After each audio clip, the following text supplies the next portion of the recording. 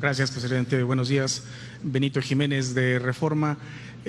Si nos puede compartir su impresión, presidente, su opinión sobre un tema que ha usted criticado en diversas ocasiones, que es el Pacto por México, y ahora que se revela que el exdirector de Pemex dio a conocer que se dieron sobornos para que se aprobaran las reformas que contenían este pacto, específicamente a la bancada del PAN en ese entonces, en 2013, incluido su coordinador, el señor Ricardo Anaya, pues quien supuestamente recibió más de 6 millones de pesos. Presidente, si nos puede compartir su opinión sobre esto. Pues es muy lamentable lo que se está dando a conocer a partir de la detención y extradición del señor Lozoya, que fue director de Pemex y antes estuvo trabajando en una empresa española, OHL, también vinculada con el gobierno, que trabajaba con contratos del gobierno. Ahora ya se está sabiendo de que hubieron sobornos. La verdad es que esto ya se había dado a conocer en juzgados de Estados Unidos. El dueño de esta empresa, el señor Odebrecht, para lograr reducir sus penas, se comprometió a informar al gobierno de Estados Unidos como testigo protegido y dio a conocer cómo sobornaban a distintos gobiernos de América Latina.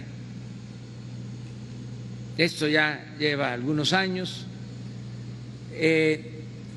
Se actuó en varios países, fueron a la cárcel expresidentes, altos funcionarios públicos, y en México se tapó el asunto, es decir, hubo impunidad. Pero ya desde las primeras declaraciones del señor Odebrecht se habló de que había entregado a altos funcionarios de México sobornos por 10.500.000 dólares.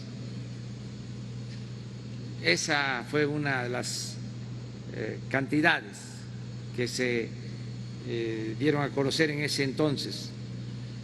Luego se supo también que habían tenido un trato preferente, para decirlo de esa forma sutil, porque esta empresa Odebrecht construyó una planta de etileno en el sur de Veracruz y logró contratos muy benéficos para que Pemex le vendiera gas a esta planta a precios bajos, gas que se utilizaba para abastecer a las plantas petroquímicas de Pemex. O sea, se dejó sin gas a las plantas petroquímicas de Pemex y al paso del tiempo, pues ya ni Pemex tenía para abastecer gas a la planta de Odebrecht, etileno 21. En el contrato se establece que si Pemex no cumplía con la entrega, el abasto del gas, tenía que pagar multas.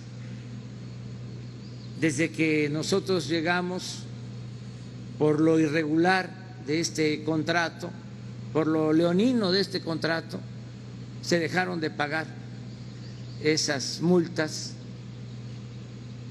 que nos parecen abusivas, onerosas, pero existen los contratos.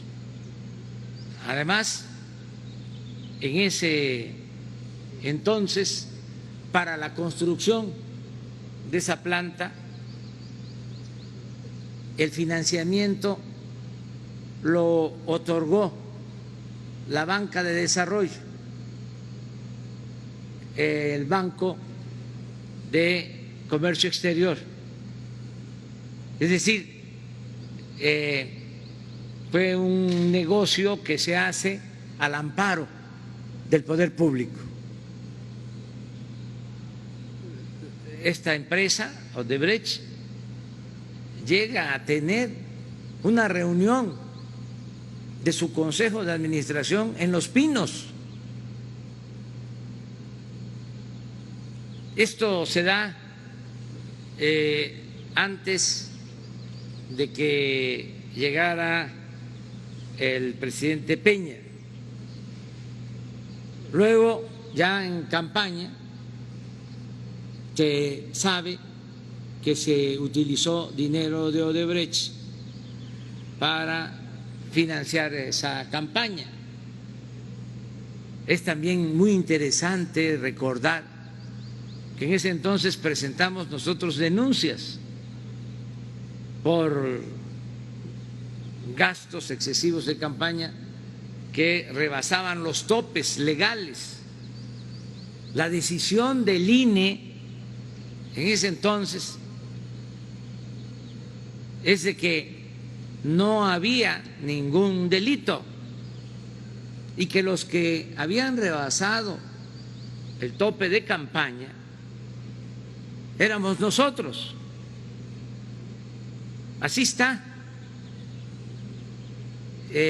establecido en un dictamen del INE. Todo esto sirve de contexto para entender la importancia de que ahora el señor Lozoya esté dando a conocer que hubieron estos sobornos y que se usó dinero para comprar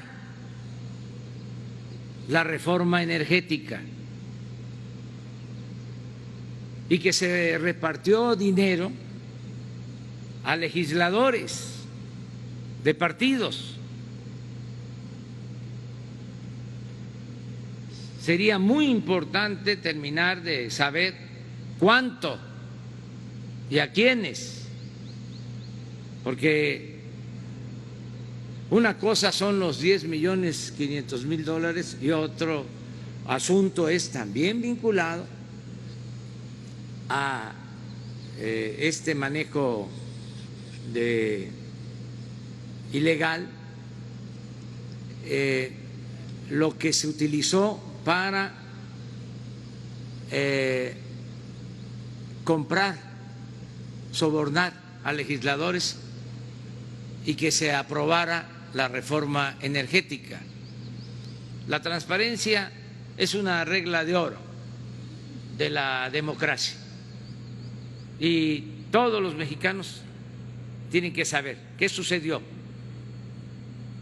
con este asunto y que se llame a declarar a todos los implicados,